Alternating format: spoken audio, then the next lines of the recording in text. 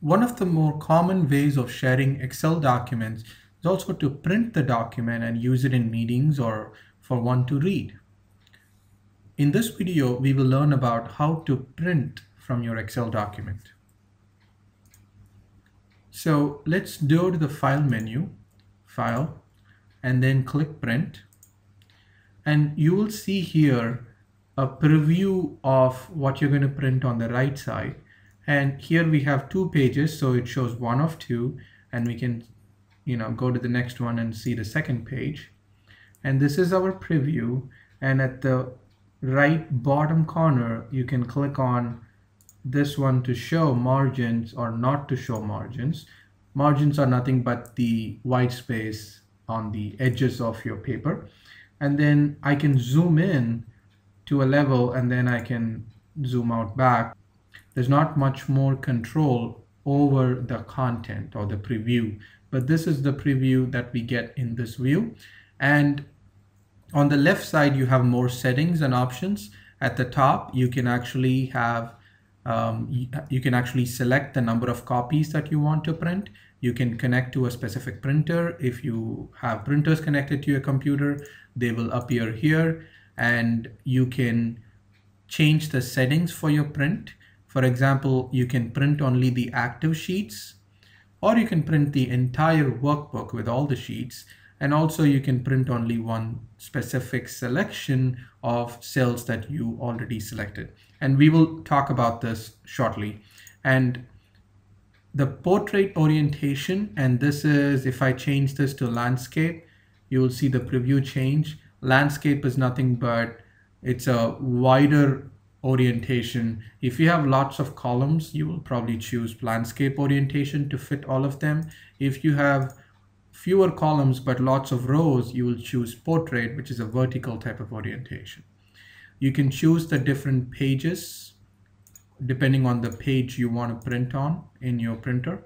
And you can choose margins here from a preset normal, wide, and narrow. And as you can see here, these are preset with certain values. And if I choose narrow, then you will see that the margins have become narrow, which means you can print more stuff on paper. Or you can choose wide margins, which means you can print only fewer things on your paper. Normal is normal. The last setting option here is scaling. So here we can only see part of our table. You have to scroll to the next page to see the second. So we can actually do scaling. Scaling is nothing but Excel can change the size of the data that we have or the information that we have, and it can try to fit all the information into one page if we wanted to. So let's say fit sheet on one page. Now we have only one page and Excel is trying to fit everything. And in many cases, it may not be what you want because the size may become too small for you to read. But this is something which can be handy if you have, for example, here we have data going from page 1 to page 2, only 2 columns. So I was able to fit it all in one page. And now let's also change it to landscape. And now it's much more easy to read. And when I print it, I believe I can actually read them easily. And I can also fit all the columns on one page or all the rows on one page. And these are options where you can try to shrink your data so that you can see things in a certain way. So just for illustration, I will put it back to no scaling for now. And the last link here you see is the page setup. When you click that, you will have more options, not only the things that we have seen on orientation and scaling and paper size. On margins, you can actually type in specific margin values you want, so it gives you more control. You also have header and footer options. Header is nothing but the information will be displayed at the top of your page on every page that you print in this sheet. And also footer will be at the bottom of each page. And this is usually where you choose, for example, page numbers. On the headers, you can have the name of the worksheet or name of the Excel workbook. So these are some options that you can choose, or you can go to custom and you can type in whatever you want to be presented as a header or a footer.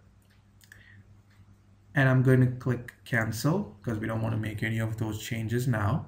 Now, there are also other views that we can have. For example, we talked about this preview not being very good or detailed in some cases. So you can use, for example, the view ribbon here. When we go to the view ribbon, there is a page layout view.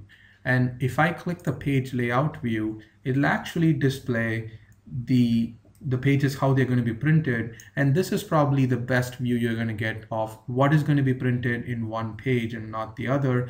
And so here we can see that this column is actually going to move into the second page. And this is the best view. You can zoom in however you want to see clearly. You can also change the content of your cell because you actually have control, or you have access to all the commands that you need to have. So this is one of the views. Normal is the default view that we've always worked with. Page break view is a view where it actually shows the page breaks. And you can adjust where the page breaks are by clicking and dragging them with the mouse. The page breaks are shown with the blue border, and I'm going to click OK. And we can zoom in this view. So when you zoom in, you will see that there is a blue dashed line here, and that shows the page break. Page break is nothing but it's the break from one page to the next. So anything to the left of this here will be in one page, and then this is page number 2.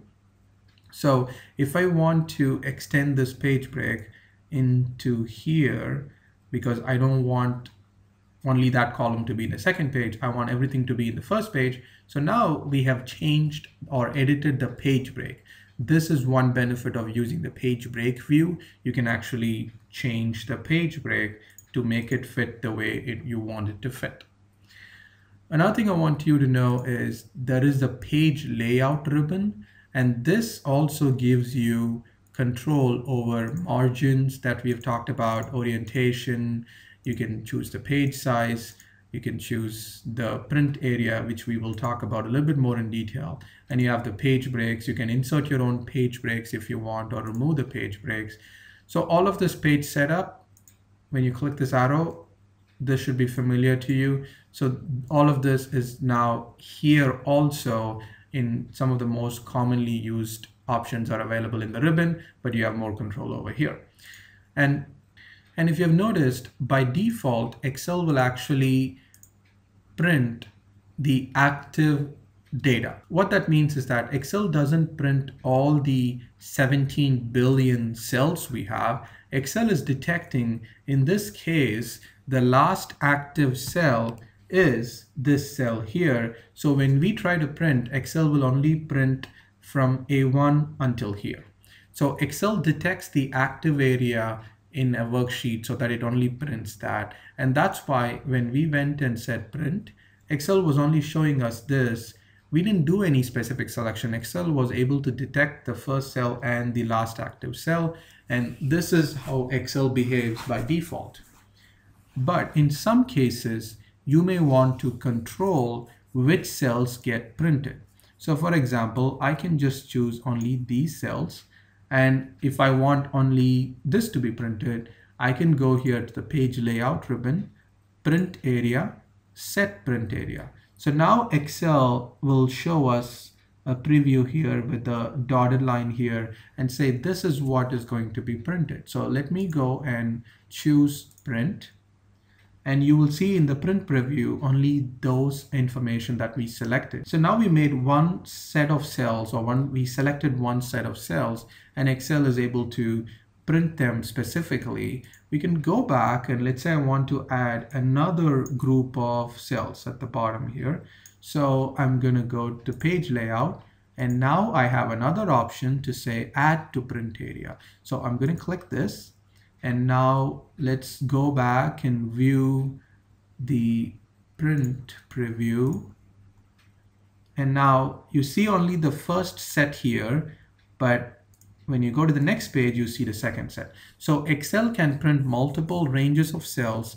They will print them in separate pages, but you can select them and then print all of them together in one print. If I click print here, Excel will print 2 pages, one with this set of data, and the second page will have the second set of data. Now, finally, let's see how we can print charts. So I'm going to go back to our report worksheet where we have charts. So once I select the chart and I'm going to hit File, Print, the shortcut for this is Control P. And when you do File, Print, you see that only the chart is selected.